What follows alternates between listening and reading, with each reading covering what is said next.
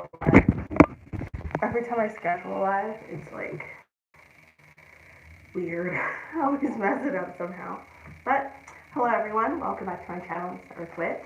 And today's live is a little different. Usually I do like witchcraft and wine, or I do like a ritual live. But this live is actually, I'm going to have a topic for this live, which is exciting because I haven't done that yet and I've been wanting to. So this will be my first one. And as you can see from the title, this is about energy work and how it is beneficial to witchcraft. So I am just going to get set up real quick and then we'll get into the topics I'm going to discuss. And this is going to be very chatty for me. I'm going to do it is I am going to go through like each topic that I have, but then I'm also going to try to keep up with the chat as well and pay attention to that while I am doing what I'm doing. Okay. I think it's ready. Yeah, alright. Getting started. So, the topics that we are going to discuss is chakras, why the chakras are important in regards to witchcraft, grounding and centering, pulling from sources and directing that energy. Also going to get into why staying balanced is important. We're going to talk a little bit about being an empath and how being an empath isn't always a good thing. And we're also going to be talking about shielding. And I hope I can get through all of this within this live because I also kind of want to chat about like my experiences and stuff as well. All of this information that I am going to be spewing is mainly my opinion and stemming from my own experiences as well as research that I did throughout my practice. So I'm not going to be like posting up sources and talking about a bunch of facts and research and all that stuff. I'm going to be speaking mainly from my experience. Right now, I am going to be lighting an incense. This is patchouli incense, which is really great for your throat chakra, and this is really going to get me flowing and going. This is kind of like a witchcraft and wine because I do have some wine with me, but this is a witchcraft and wine without a lot of witchcrafting, but we're still going to be talking about witchcraft, all right? Hi, Bantu Viking, how are you? Today's live is about energy work and energy work in regards to witchcraft. So I'm going to take a sip of wine because I'm going to be doing a lot of talking.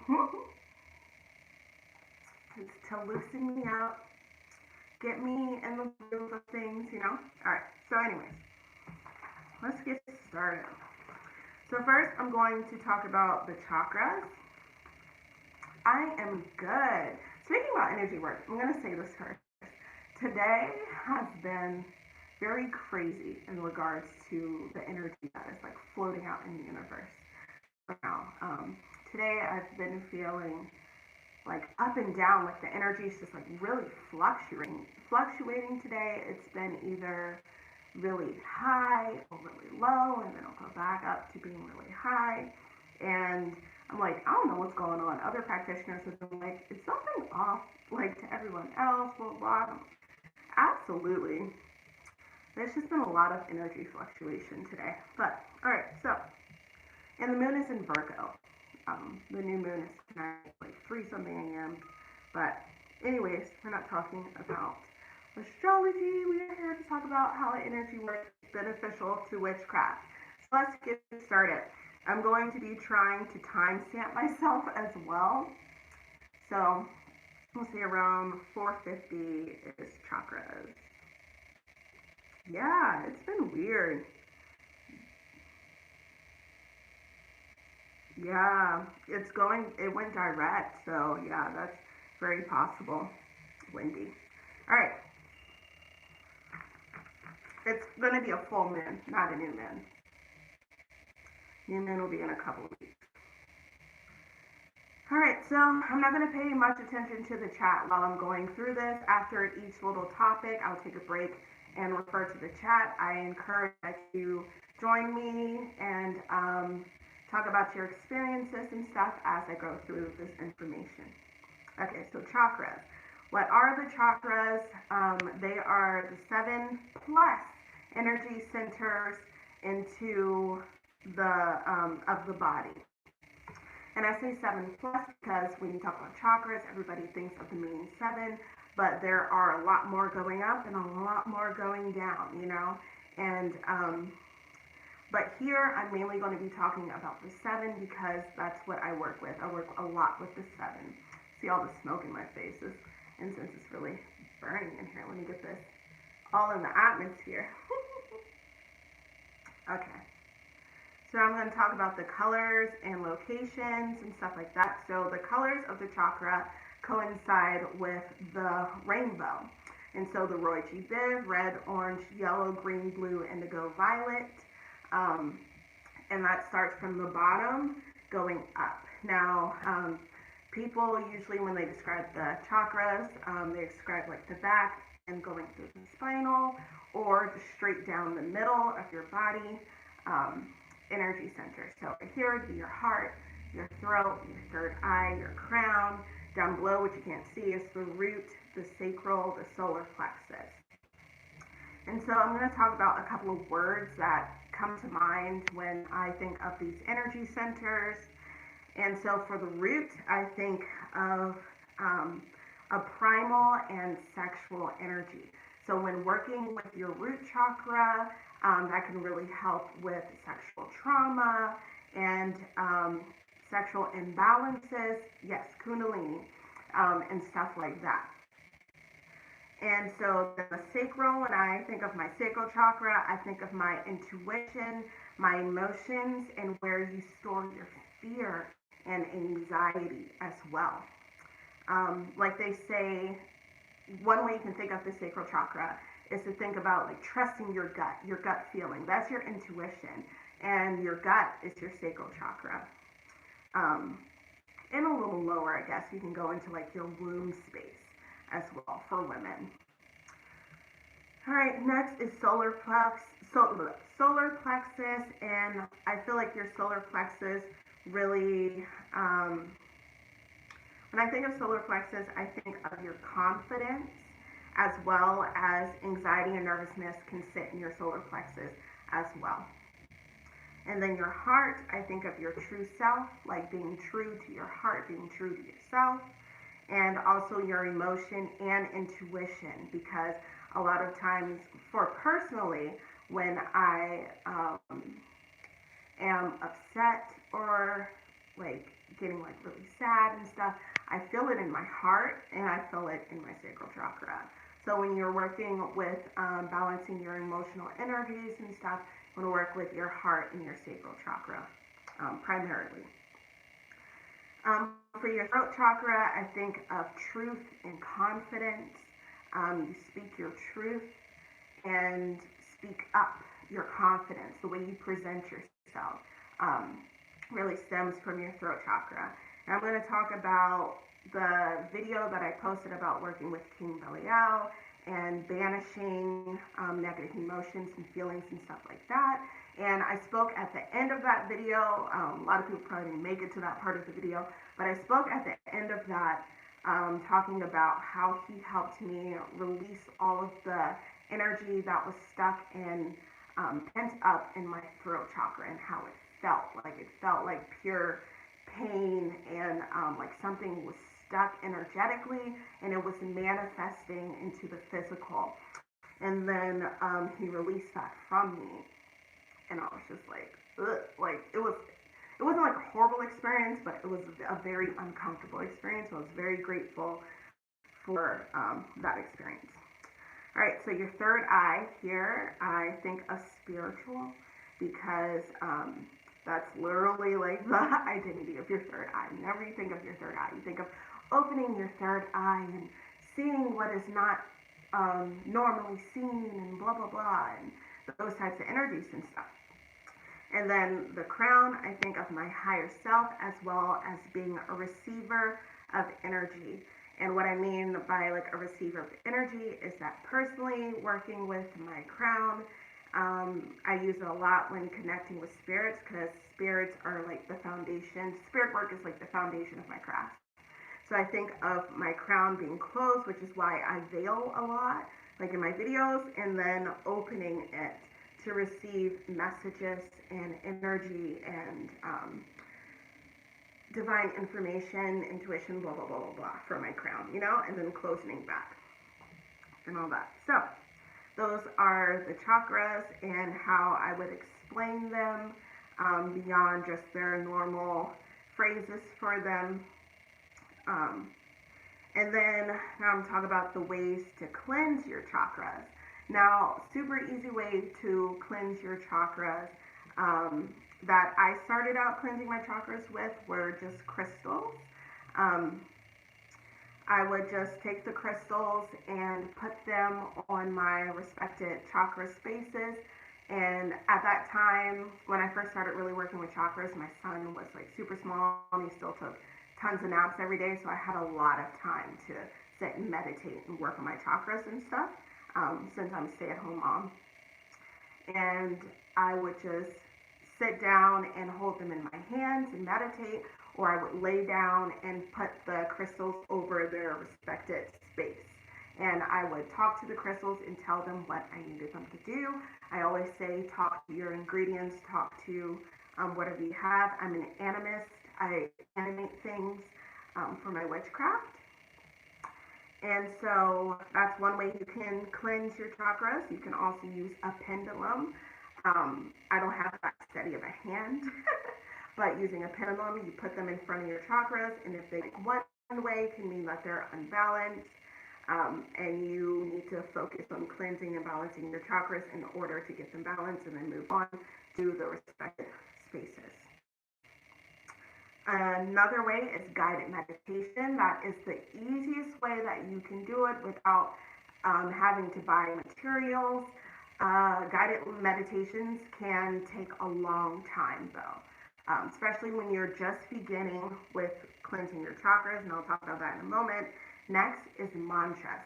And I'm not just talking about mantras that a phrase that you repeat over and over. I'm talking, well, it's still a phrase, but it's a one sound phrase. And if you look up chakras, I don't have my chakra book near me, and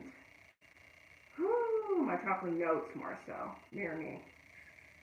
And I'm not going to pull all of that out. But there are different mantras for each chakra. There are also hand symbols for each chakra. You know how like people meditate like this? And they go, that is to balance and cleanse a specific chakra. It is also a meditation. And so another way, and there's a mantra for each chakra center. Another way is to use singing bowls if you have singing bowls. Those are really great. That's a really great way of using sound in order to cleanse and balance your chakras. Now, when and how often should you cleanse them is when you should cleanse them is quite frequently. But in the beginning of working with your chakras, I recommend choosing one chakra starting from your root and going up, one chakra a week. And the reason I say one chakra a week is because when you are doing energy work and you start working with your chakras, you can become, and you start balancing them and you're working with them, it's going to bring out a lot of emotions and feelings, and it's going to put you through some shadow work. And so you don't want to try to unlock them all in like one day, you know, and try to balance and cleanse them all in one day if you've never done this type of work before. After you get a handle of cleansing and opening them once a week and you're getting through that shadow period, let's call it that, the shadow period, then you can move on to, let me step, I've been talking. Then you can move on to focusing on one chakra a day and work with that for a while to get used to working with them more often. And then after that, I have a great chakra meditation video that I absolutely love. I use it if I feel like my energy centers are blocked and I need to cleanse myself. I will use that video. It's only like 10 minutes long, but I've been working with my chakras and stuff for a while now, so I can cleanse and balance them pretty fast. Um, and so now I am going to talk about why chakras are important to witchcraft and how they relate to witchcraft. First, what is witchcraft? Witchcraft is a short version. Witchcraft is the manipulation of the energies within and outside of yourself. That's at least how I see it. Remember, all of this is personal opinion. Yeah, in the shadow retrograde. hmm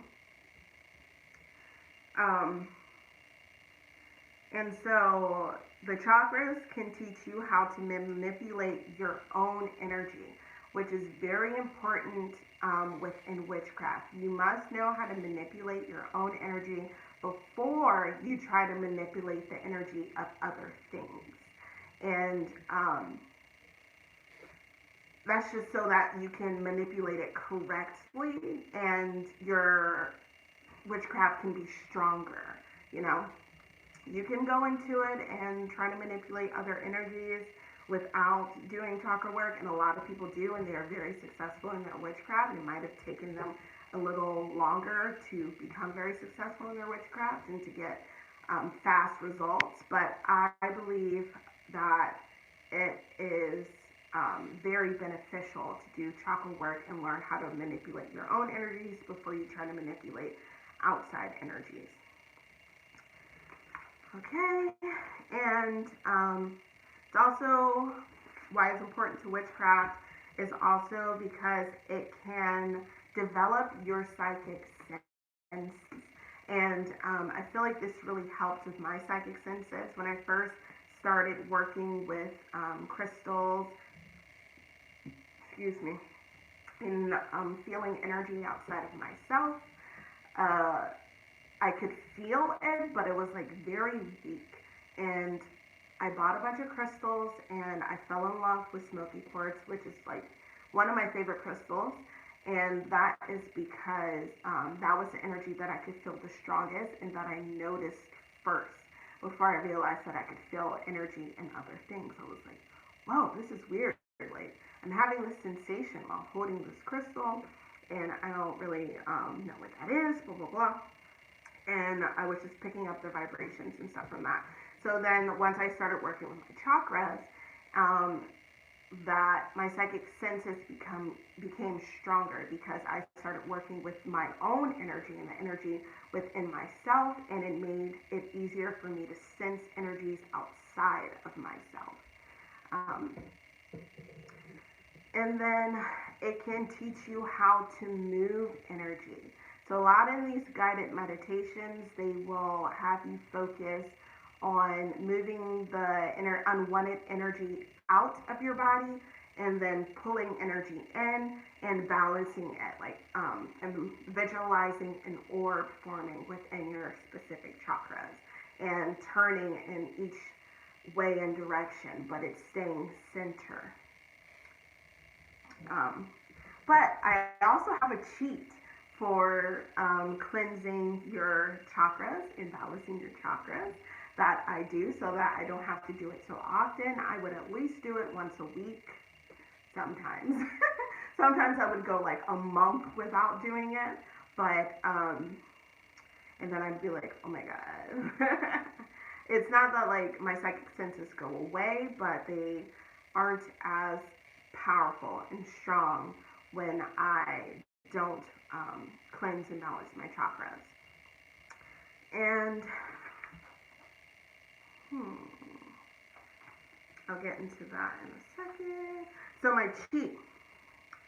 So I have a servitor, and I'll talk about servitors more in like another video. Maybe I'll do like another live if you guys like these live chat informational videos. My servitor, one of my servitors, is strictly was created to balance and cleanse my chakras.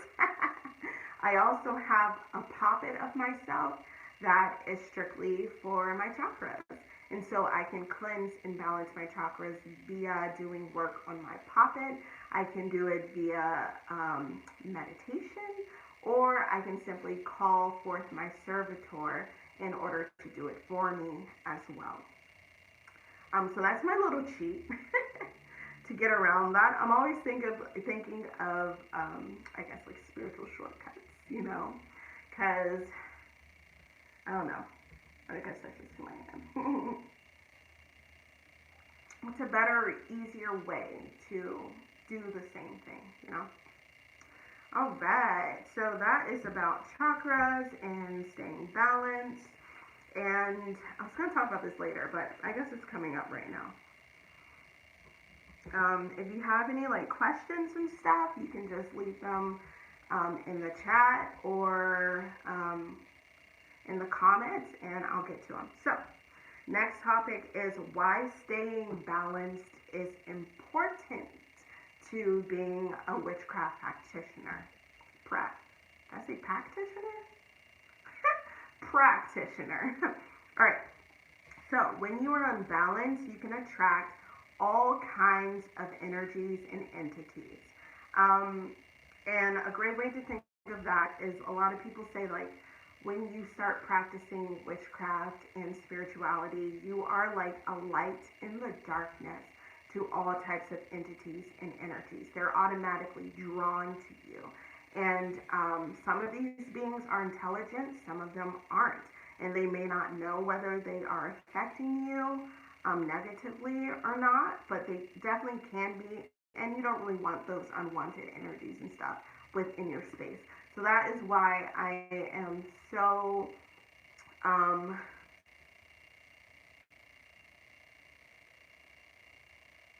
can't think of the word.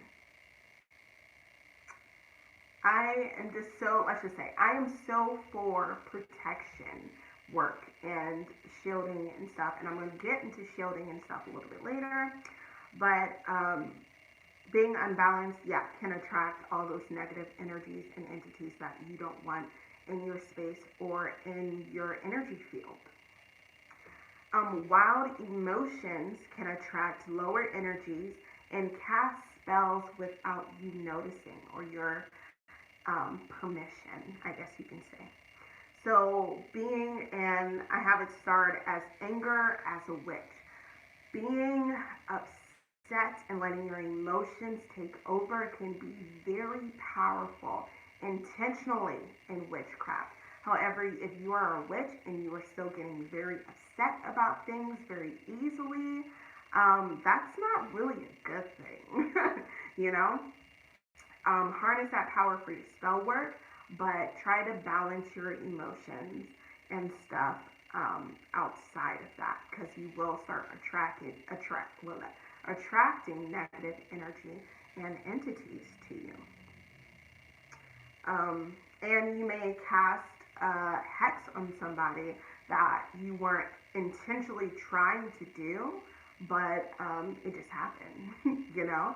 And sometimes I have to catch myself. I'm definitely not perfect. I'm not a perfect witch or person by far. I'm human, and I can get upset, and my witchy brain, for some reason, when I get upset about something, like, it takes a lot to get me upset, but when I get upset, I will start thinking about how I can fix it magically. How can I fix this person? What can I do to them? And I have to like stop my brain, because I'm not trying to subconsciously cast a hex or a curse on someone, you know? And side note, I'm very lucky with the gods that I work with. They don't like when my energy and other people that work with them, they don't like when your emotions and your energy is out of balance, because they know that it attracts unwanted beings and they want to protect you and take care of you. So they will balance that emotion and those energies for you. Personally, they do that for me. If I'm feeling very down or very angry, I'll feel their presence come over me, and then they'll just take it off of me, take it away from me, because it can be very intense. I'm an empath, and um, my emotions can get very intense. I can pick up on others' emotions, and I'll get into shielding soon. But, anyways, being an empath and why it's not always a good thing. So, I always say have empathy, but don't absorb others' emotional energy. People are always like, oh, I'm an empath, blah, blah, blah. I know how they're feeling. And I know a lot of people always say that being an empath is draining and they don't like going out and stuff because they're picking up everybody's emotions and feelings. And you can attach like a person's energy to you that way and stuff like that. So being an empath isn't always a good thing and it's kind of bad. And so you want to make sure that you are properly shielding yourself and away from unwanted energies and energies that aren't yours. Um, excuse me. So, I guess I will talk about shielding next, and then I'll get into grounding and centering and pulling from other sources. Okay, so shielding. What is shielding? Shielding is protecting yourself energetically from other energies and entities that are unwanted. Now, you can invite energies into your own personal bubble, and that is when you're working with entities, ancestors, and just doing spiritual work in general, but you always want to put that shield back up when you are done. So, some shielding. Oh, what are you shielding yourself from? So, as I just said, you're shielding yourself from negative energies and entities. Now, entities is a very broad term, and there are a lot of different entities out there that will try to feed off of you, not just attack you, but they can latch themselves onto you and try to feed off of you. And so, and I always say that, like, I don't always say it, I think it. A lot of people are worried about working with entities that are like angelic or ancestral and blah, blah, blah. But technically, they're not on this plane anymore. You need to know how to protect yourself from entities that are on this plane, and I call them primal earth entities. And I say primal because they are very primal based. This earth is very, very beautiful, but she is also very vicious and will take you out in an instant if you don't have survival instincts. So a lot of these energies and entities are earth energies and entities, and they are depending on their survival instinct. So what they'll do is latch on to you and try to drain you of your energy or try to feed on you for as long as possible. They may not kill you, but they'll fuck you up energetically. And I'm not going to get into like what type of entities those are, but know that there are earth energies here that can negatively affect you, and they're not always coming from different planes, like hell or something like that, you know? A lot of the demons and entities in hell aren't even worried about you. And what you might think is a demon attack is simply a primal earth energy attacking you. Okay? So, shielding techniques. Now, a good shielding technique is like the mirror bubble, I guess you can say. And a person that I really like on YouTube that talked a ton about shielding, like she had like a 20-30 minute video about shielding techniques, is the Hearth Witch. I really love her channel. She's very informational. I tend to follow witches that are very informational. I follow some that talk about their experiences and stuff like that, but I like to follow people that I can learn from because I'm a Virgo. I always say that. And I love learning and taking information in. So, anyways, a mirror bubble. Hi, Moon Sherry. How are you? A mirror bubble is a shielding technique. And I'm going to go back to chakras and stuff before I talk about that real quick. The best way to shield yourself is to pull energy from yourself or from the earth or from other sources. And I'll talk about that as well on a little bit. But if you pull energy outside of yourself, outside of your chakra centers, build it up, put it in your sacral chakra, and then push it out to form a bubble around you. And visualize that bubble as being mirror so that any energy that tried to infringe on your space will be reflected back to wherever they came from. You can also think of like a fire bubble, being surrounded by very hot protective flames. And do the same technique of pulling that energy out of you via your chakra centers and creating that fire so that if any energy tried to attack you or attach to you, they are burnt and they'll either retreat or be just gone, by your energetic flames. And another cheat, I'm telling you, I'm always thinking about cheats for this stuff. So a shielding cheat is shielding talismans or charms. Now I have one here, it's my little necklace. I also have a shielding, what are they called? Familiar, Jesus Christ. I have a shielding familiar as well that I mainly use for spell work when I'm working on other people and I don't want any of their like ancestors or higher self energies to come back and try to trace my energy and stuff like that. Anyways, that's a whole nother video. So I have this shielding necklace here. I will have them on my website when that comes out. That'll be a whole nother live where we talk about my website and stuff. But this is mine here. The rest are currently charging in the moon. But so that is a cheat. Having a shielding talisman that is enchanted, blessed, and charged just for shielding. So like what I do with my talismans is I enchant them, I bless them, and I focus on creating a bubble from this necklace that is intended to protect whoever is wearing it.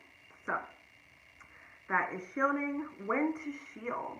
Now, if you have protections within your home, you don't need about shielding within your home.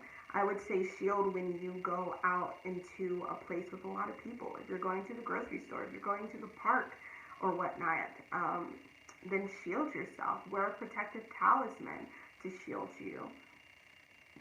Oh, excuse me. And so,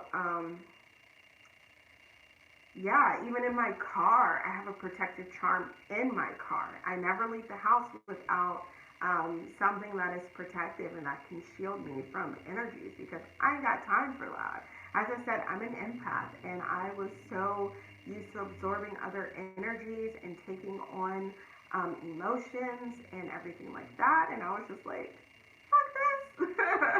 I don't want to deal with this. Like, I can't leave the house without, especially like once I started working with energy, I can leave the house without almost having a mental breakdown from as much energy as I started sensing and absorbing after really focusing on opening my energy and stuff like that. So that's crazy. Anyways, now I'm going to talk, I've gone like completely out of order with my topics, but it's fine. I'm going to get to all of them. Okay, now I'm going to talk about grounding and centering, and then we'll talk about pulling from sources and directing. And I'm going through this pretty fast. Like, I'm happy about that because I thought this was going to take a really long time, but I also feel like I've just been on fucking point, just flowing with this shit. That's my patchouli incense right here for the throat chakra. Open that throat. Get that energy. Say what I need to say. Anyways, okay. Let me stop. If you're wondering about what type of wine I'm drinking, this is the Beringer Main and Vine. Red Moscato. It's a cheap wine, but I love a good cheap wine, you know? It all works the same. Anyways, grounding and centering. Okay, what is grounding? Oh my god, my neck is so itchy. I think it's this turtleneck I've had on all day, making me itch. So, what is grounding? Grounding is, how can I explain grounding? It's what it sounds like. It's grounding.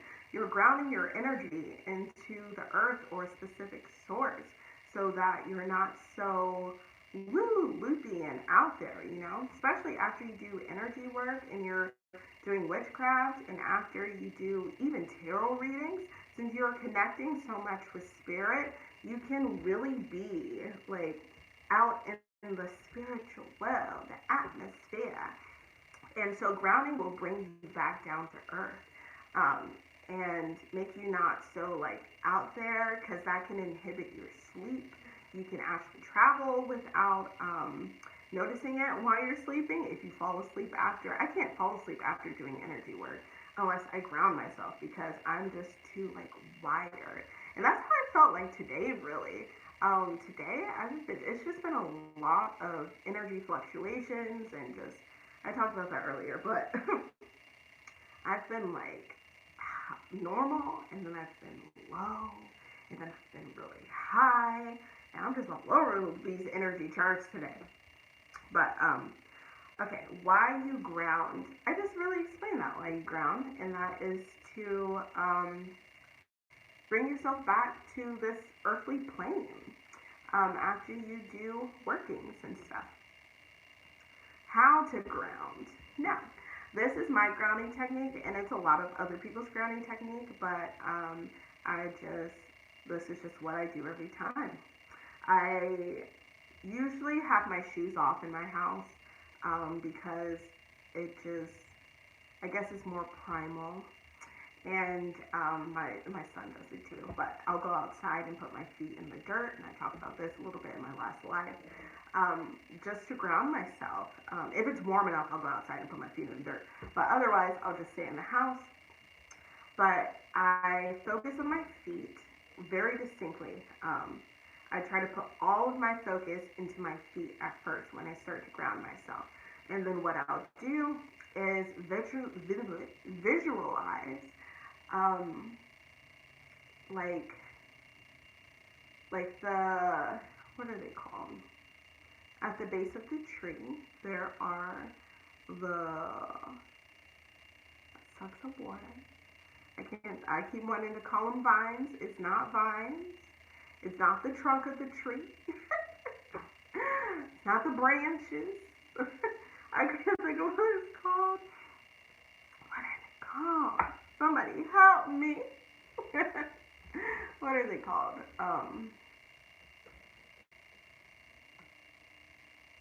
God damn. Roots.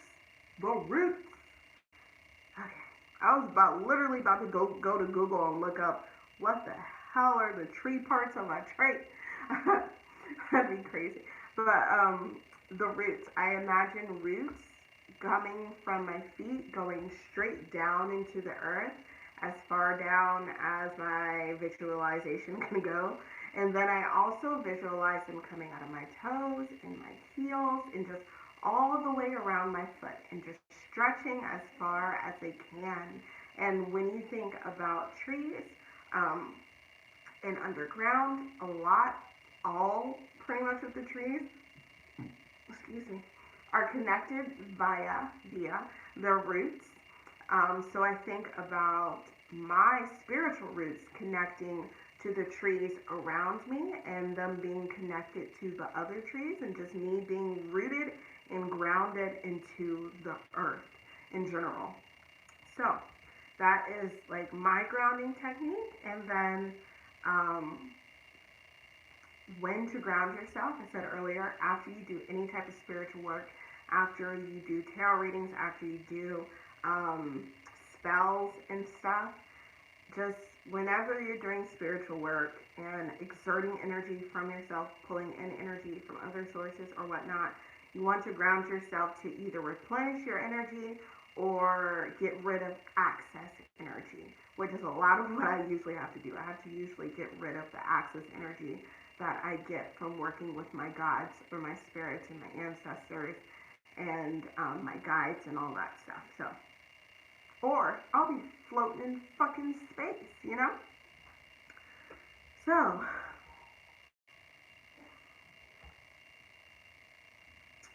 that's going to lead me into talking about energy exchange.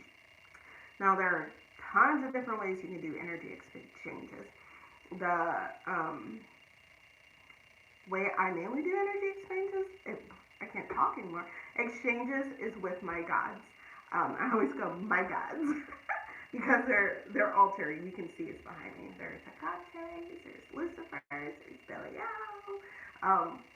So I always do energy exchanges with them in various ways. I'll probably go into energy exchanging with the gods on my Patreon or something. But anyways, a grounding energy exchange is you take that method that I just explained about grounding and how I ground myself, and then you start to visualize all of your energy, and this all relates back to chakras and knowing how to move your energy. And you can learn how to ground and all this stuff without working with chakras, but I feel like working with chakras is like can be a foundation to working with energy in general and moving on from there. So, god damn, I forgot to do my timestamps. If anybody is watching this and they want to timestamp for me, you're going to watch this whole video, please do that for me. I will appreciate it a lot. I've just been talking so much. I was like, I'm going to do timestamps, and I can't. I literally cannot. Anyways, so imagine all that energy leaving you from your body. And I like to do this to get rid of old and stagnant energy within my body as well. So visualize, I keep saying imagine, don't imagine, visualize. Visualize your energy leaving all of your chakras, all of your centers of your body, and traveling down through your feet into the earth via your roots, your energetic roots that you have already planted from grounding yourself. And then after you get rid of all of that excess and unwanted energy, you can go to bed if you want. But what I like to do is then visualize the energy coming back up through my body, all the way back up to the top, to my crown and further on. I like to visualize the energy coming back up and through me. And that is like replenishing my energy. So I get rid of all that excess and unwanted energy, but then I replenish myself so that I have fresh, new earth energy. But I'm an earth witch, and I love to work with earth and primal energies and whatnot. So that's how I do it personally. I would love to know how you guys ground and do an energy exchange and stuff like that. Yeah. And then centering. Centering. I don't do centering. Centering is when you take all of the energy in your body and you put it in one place. And that one place is usually your sacral chakra, where you hold a lot of energy and stuff. And I don't do that because whenever I do that, I find that it really dulls and dims my psychic senses, which is great if I'm not trying to do spiritual work, but spiritual work and spirituality is so much of my daily practice. I don't have time to be opening and closing my psychic senses every single day, you know? So I just leave it open and I shield myself and I close my crown, I protect my crown when I need to. And I just don't focus on centering. I mainly focus on grounding and stuff like that. Okay, my last topic here. And I don't know if I'm going to get off here or if I'm going to stay on and chat for a while after this. But it's only 9 o'clock, so maybe I'll stay on and chat for a while after this. And if anybody has any questions, just leave them down below. Or if you have any topics you want to talk about After I'm done with this, just, not down below, in the chat, just chat with me, or with each other. So, the last thing I want to talk about is pulling from different sources and directing your energy. This is all about energy work and how it's beneficial to witchcraft, okay?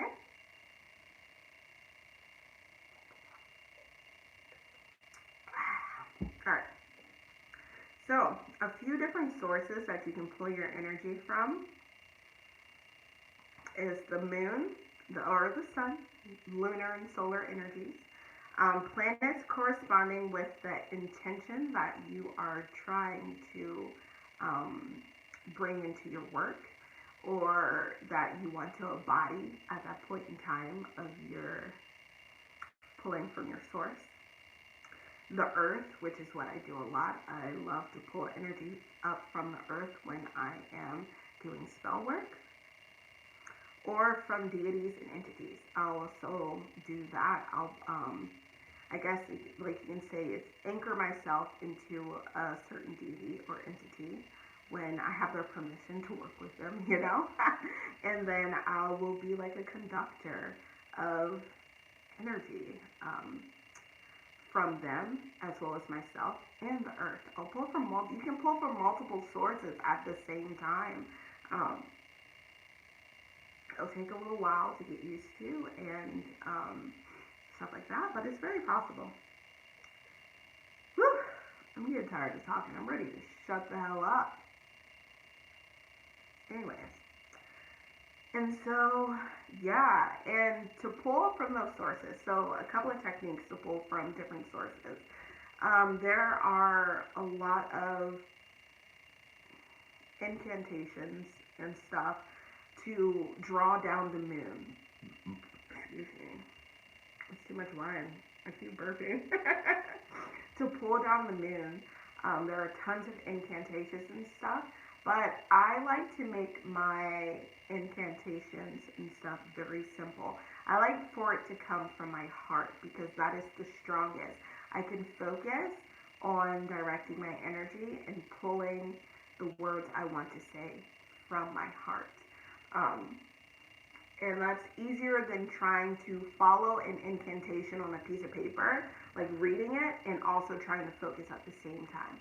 So I encourage you to just close your eyes, focus, speak the words that you want to say, speak your intention. I always encourage speaking your intention about and over everything. So that is very beneficial when you are trying to pull from different sources. So if you're pulling from the moon, you can look at an incantation if you want to. Some of them are very beautiful, some of them are pretty long, but think of something yourself that can be short and easily remembered, or just speak from your heart like I do, and speak your intention. Like take your item and visualize a thread. I like to visualize energy threads. So visualize a thread from the moon. Look at the moon if you need to. Look at the moon, visualize a thread, and visualize it coming from the moon and into whatever you are trying to cast your spell on, whatever you are trying to charge. It's great for charging things as well, instead of just sitting out on the moonlight, which is great too. You can just sit out on the moonlight.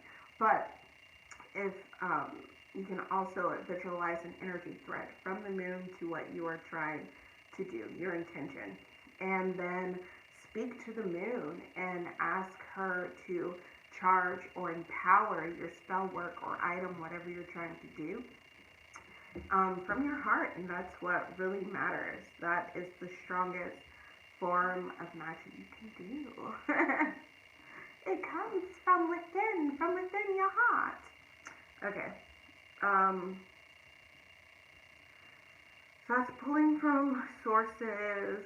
Yeah, do that to pretty much everything. And then directing energy. And how I personally direct energy is I pull from a source. First and foremost, I pull from a source. And then I visualize.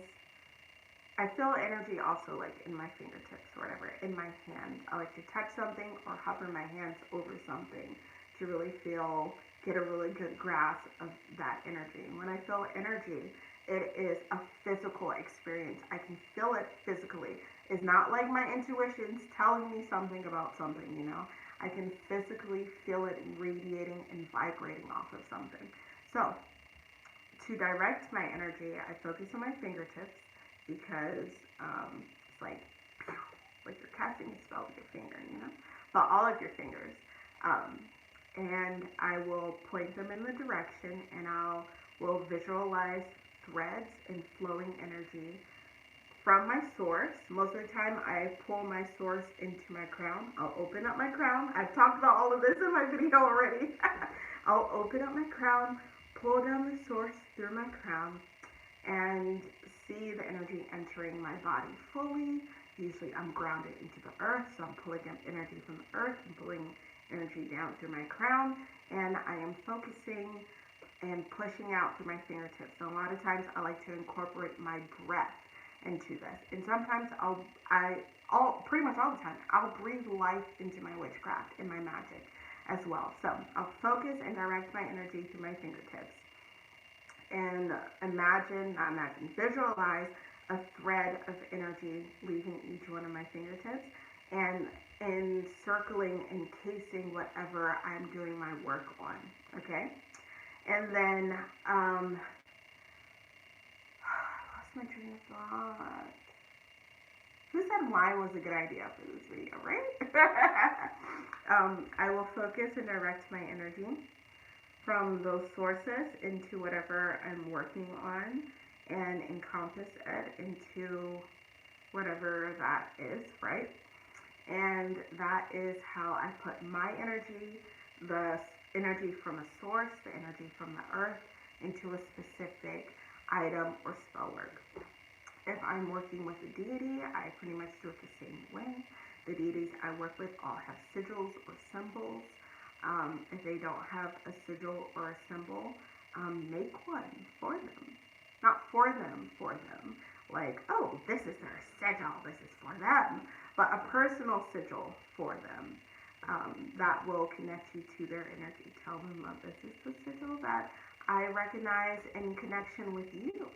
And focus on that sigil. Memorize it. Make sure you can see it in your mind's eye, right? And focus on it. And as I said, create an anchor and walk into it with an energy thread from yours. Usually I create my energy threads from when I'm trying, my energy anchor, let's call it that, my energy anchor from my crown or my third eye. And yeah, and so the last thing I'm going to talk about, yeah, I think that's it. The last thing I'm going to talk about is, like, what about herbs and stuff? Like, when you put herbs and ingredients into your witchcraft, you don't really need it. You can manifest and do energy work. Energy work is great for manifesting without these items and stuff. And these tools and ingredients, even though they hold their own energy. And this all circles around to the beginning of my video and chakra work and stuff. And learning how to manipulate your own energy and to manipulate other energies, such as energies from herbs and crystals and all these special ingredients, right? And so then, of course, I always say, like, state your intention, tell them what you want them to do. And that's a great practice.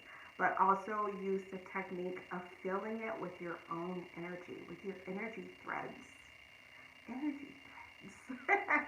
And so you can do that as well. And what about herbs and stuff?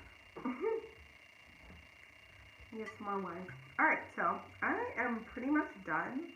If you want to chat about something else, just come into the chat and we can talk about it. I hope you enjoyed this type of video. It's a little different for me. I've never done one of these before, but I felt like I really liked it. Usually what I just try to do, this is like multiple videos in one live. Maybe I'll break it down more in different videos, but I've been wanting to talk about these topics for so long. And so I just decided to go live since my laptop is broken and I can't edit videos right now. It's like, you know what? We're just going to talk about all these topics in one god dang video. So, who is here in the chat? Thankfully, I haven't really got distracted by the chat too much. I've talked a little bit here and there. If you like this video, please give it a thumbs up. If you are in this live and you are enjoying this, please give it a thumbs up. I'm going to stop talking so much because my throat is getting tired. My patchouli incense is almost out, so I'm running out of things to say. I went through all of my notes.